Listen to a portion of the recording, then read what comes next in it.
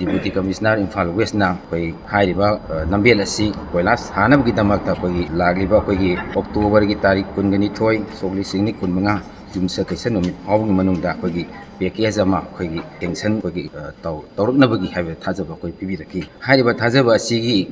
numit nini ngang khatlabganda hairiba sanction haibadi amount koi gi 74.22 crore gi koi senpham ama koi sanction tawbiraki hairiba tawpasigi hek nongan bakandasu print and electronic media dasu hairiba senpham asi sumai tawre sanction tawri haiba koi mayam su loina khangnabi aigi ming Sandam Vijay Singh Mayalambi Apunbaloki Janese mayamna Mayalambi haina khangnariba koi National Highway 137 asi asuki matik lambi asi sokchang khibana maram oil kanda noma kangdana accident masing khangdan farpa asu open kaya yorpa misi mina pawo yorpa maram oil kansida mari lena department sing hadan tangar ba matunda dangai ma padana lambi ase matam khaktaba pandi khongjang pawa mayai lambi ase matam ga chunaba lambi ama oine na bigdamakta koi adum mari lena singda taksin duna dum lakseki haukiba koi PR lengak leinge matam haukiba koi October gi tarik 19 sogli sing ani kunga mangada koi Deputy Commissioner Imphal West aduga PWD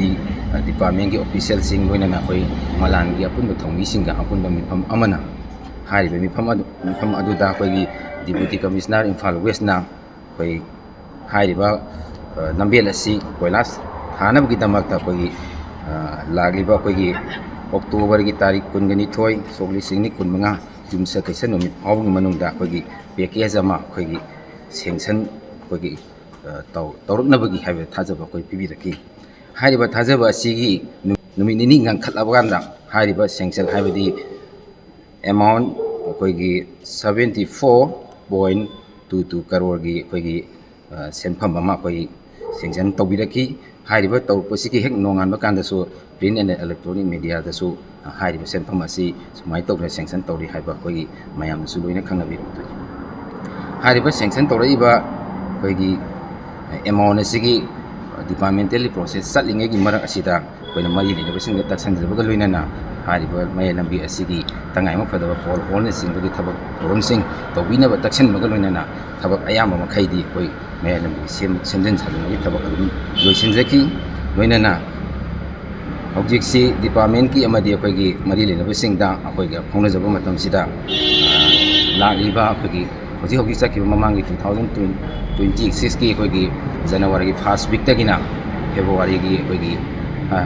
January ki last week tagina koi February ki first week phogi manungda koi nauni sanction tawriba amount asigi koi lambian semba soidena horagani haibagi thajaba bibiraba koi mananda lejai loinana koi objectsi anoba popular government ama lakpaga iroinana koi si honorable chief minister na lagiba koi February ki tarik 4 2026 da koi mayalambi ase semba hongnabagi koi flag off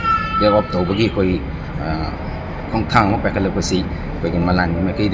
yam nungaijaba amadi koi thagat hongdoksari loinana koi lambel asi matam sangna semaktabana maram oi kansida lambel asida thengnariba satliba koi public singi awaba si khanbira kansida sembira matamsida fajana koi quality maintain leina sembiraknabagi damakta koi honorable koi chief minister ki puning chingsinjaba loinana mari lenaba department sing mafamdasu lambel ase tung koina quality maintain leina sembiu haiduna koi malan ki side